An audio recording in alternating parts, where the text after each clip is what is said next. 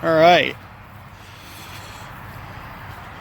fill in the chicken water, and maybe something a little bit different for today.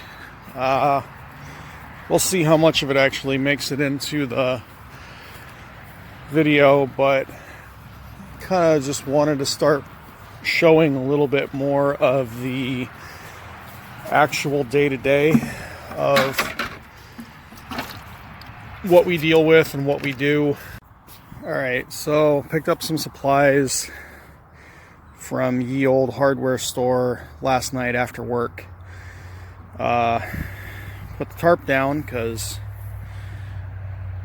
it was supposed to rain a little bit and I didn't want to ruin the wood, but one of the possibly least sexy things about homesteading or anything really is that you got to have a place to put your stuff. And we insulated this shed that we have. I just used, the shed was standard 2x4 walls, 16-inch centers, so I just went ahead and used standard R13 fiberglass bats to insulate the lower half. The top half will have to be different because those are 24-inch centers on the rafters. But anyway, so this is all insulated, and then I don't really care what this looks like. It's a shed, so it didn't need to be drywall. It didn't need to be fancy, like good-looking plywood. So I just used OSB sheathing and cut that out. And then this is all, the whole back of it is all insulated, and then screwed the shelving in on top of that. But the point is, it's not sexy. It's not, hey, look at my animals, or hey, look at how much cool food I can grow, and all that. It's, I need a place to put my crap so that I can do all the other things. For us, the best way to go about it was to pick up a repoed shed and have it delivered, and then fill it with crap so that we could clear out some space in the house, and then work on getting it insulated and getting some shelving up and stuff like that. So today I don't really want to show you all the junk I have in here, but basically I'm going to go through and I'm going to do some more of this. I'm going to move all that stuff out of there, and then we're going to throw some OSB that we bought last night up onto the walls, and nobody will ever care about it or think about it again. So we got the ladies out there doing their thing, and here we go.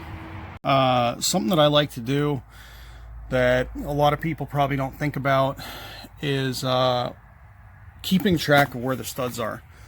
As long as you have access to the top plate, it's pretty easy, because you can say, okay, well, the stud's nailed in here. That means that this is where our stud is. Okay, cool. I like to go ahead and put a mark there, like with just a red carpenter pencil. The top plate doesn't matter as much, but where it can be handy is just a small mark on the ground. That gives you the ability, if you need to easily line up, okay, this is where the stud is. So once there's sheathing on here and I can't see anything, if I decide in 5 years that I want to stick shelving on this wall, it's really easy to back up and go, okay, cool, here's my stud locations. If I don't have a stud finder, or if I can't get to the top plate because I got, sheathing up there or whatever, I have these little marks on the floor that will tell me. So it's stupid, it's not necessary, but it does help sometimes in the future. All right, so the next thing, you've got your sheathing, you've got it cut to size. How are you going to affix it to the wall? So in some cases, this depends on what you're trying to get out of it. For instance, if you want this to be structural, like if you're doing this on the outside of your shed and it's intended to hold the thing up, because that's how modern construction works, you're probably going to want to use, nails, construction screws. You're going to want to research it a little bit and figure out what code is or what the guys around you are doing. This, however, is on the inside of a shed, and it's not intended to be structural. It's intended to give me something that I can hit. I can accidentally slide something into it along a shelf, and I'm not going to put my finger through the craft paper on the insulation. So what I'm doing, because I'm lazy and because I have one, is I'm using a nail gun and shooting some 2-inch, I think these are 16 gauge nails through it. And the reason is, again, it doesn't need to be structural for me for this purpose. Even if you look, at over here where the shelf brackets are, the 2x that form the uprights, the supports for the brackets themselves, are screwed through the OSB sheathing that you can see right there, sandwiched in between the frame, that window stud, and my support. So when I ran those in and I use 3.5-inch number 10 construction screws, it pulls everything in like that, and you get all the support that you're ever going to need. So if I was going to put shelving on here, anything that I do is going to be the same. We'd have a 2x4 that goes right here, and then we have 3-inch screws or 3.5-inch screws that go through and anchor it into the studs. All it has to do is hold itself in place, and it'll be fine. And one other thing real quick, I mentioned putting the marks on the top plate and putting the marks on the floor.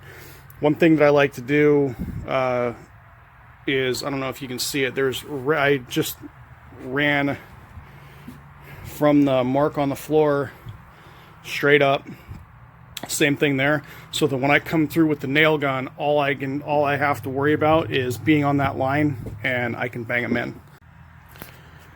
Okay, so since we're on the subject of storage, I got that wall up for the most part, and then I had to move this shelf, which was over on the far left side. So if you are in a shed like this, or even if you're in a house that has raised floor, basement, or anything where you've got floor joists, and you're using this style of shelving where there's a load point here under each foot, and then there's nothing under it. So all of your load for all 3-4 shelves of this thing is going to be concentrated on your feet. So if you're on a raised floor like this where you've got floor joists, if possible, as much as you can, you want to avoid sticking it in the middle of the floor. Obviously, this is subfloor, it's 3/4 inch, it's rated for a lot of weight, but the best thing to do is find out where your floor joists are. Now see, in here it's really easy because I can just see the nail marks, so I know that my floor joists are right there. And as much as possible, get this thing on top of it so that when it loads the subfloor, but it also pushes directly down onto your floor joists. That's what they're there for. Use them if possible. Working on the last section of this wall here. Obviously this part hasn't been insulated because I had that big shelf here, and so I needed to get in here and insulate it before I can sheath it. So I started to hang a bat, and I noticed something down here that I thought I would mention. Now, I don't work in construction, so I'm probably going to use the wrong term, but the only way that I've heard of this referred is a California corner. And if you look at what we have, the way this wall is framed, it stops here. And the way this wall is framed, it butts up against that. Okay, why does that matter? You have to pay attention for corners like this, because if I went ahead and I sheathed this whole wall all the way up to here, when I put the next piece of sheathing on, I don't have anything to anchor this to. So the way that you have to do this in order for it to be halfway right is you do this wall first, and, well, there's two options, I guess. Number one, you do this wall first and put your sheathing all the way up against this stud, and it'll kind of float here. And then when you put your sheathing on this wall, you'll come up against that sheathing and against here, and you'll nail off to the stud, and it'll hold this corner in place. The other thing that you can do is you can come in with a 2x4 and what they call sistering the 2x4 up, where you're basically going to take and screw or nail another 2x4 right to the inside of that one. So that will give you a shelf right here. So if we did that, that gives us a shelf. So at that point, it doesn't really matter which side you do first. But again, something to be aware of, keep in mind, be watchful for, however you want to look at it. All right, well, that was the last of the OSB that I had. I got the rest of this wall insulated and everything sheathed over to here, and I went with option one, where I just laid this piece first in the corner and then put this one in behind it to hold it in place.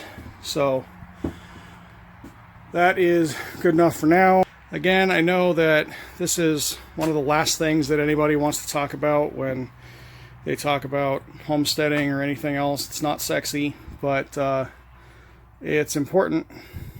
So hopefully you got something out of it.